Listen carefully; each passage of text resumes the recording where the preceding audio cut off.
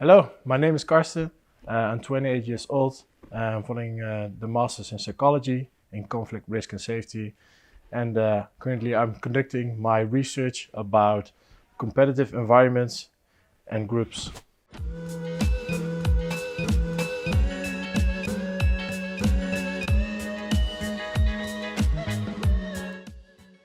The study is based upon a Dutch television show, and in this Dutch television show, participants have to play competitive games. In the experiment, they have to do the same, however, they only play 3 games. And also, amongst these group of participants, there is a mole. This is a saboteur, and he tries to, or she tries to sabotage the group's performance. And that is what we're going to do in this experiment. In this first game, the purpose of the game is to get to know each other.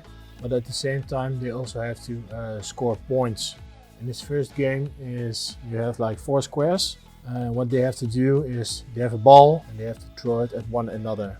So after 4 throws, you move as quickly as possible to the second square, then to the third square, the fourth square, and then you get back to square 1.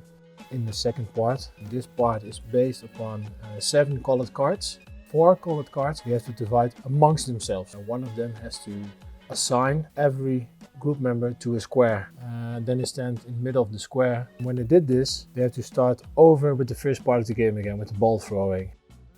And game 2 is about participants having a pylon in their hands with a ball on top of it. Together as a group, they will stand in one of the 4 squares. You have again 4 squares. So they have the pylons in their hands with the ball on top of them. They have to move from square 1 to square 2 as fast as they can, and then they put it on the ground. You move again to square 2, square 3 and 4.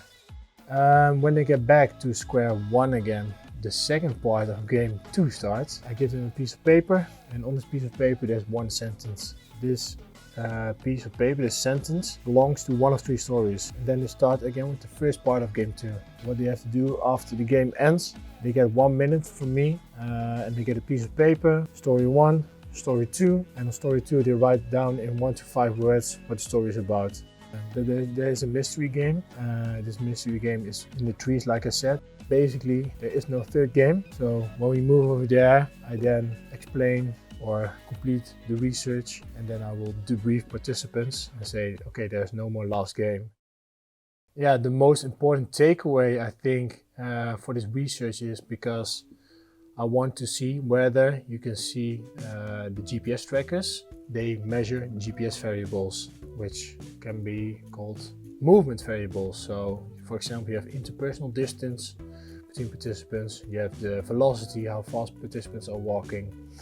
So I'm trying to see whether the variables from the questionnaires on one hand, so you have the traits, and you have here you have the mental states, and on the other hand you have the GPS variables, trying to see whether these relate to each other in terms of hostile intent. The thing is, when you see a crowd moving in a certain direction with a certain speed, you want to see as a police force or authority whether you should take preventive action or not based on the behavior that's being shown on your screen.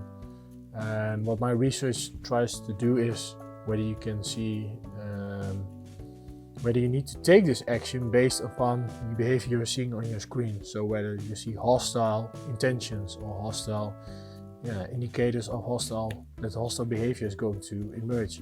If you guys are interested in this research, then you can go to the website of the Psychology, Safety and Conflict department. If you also want to know more about it, you can also contact me. Over here are my contact details, and then just give me a call or an email, and I will be happy to inform you more about my research.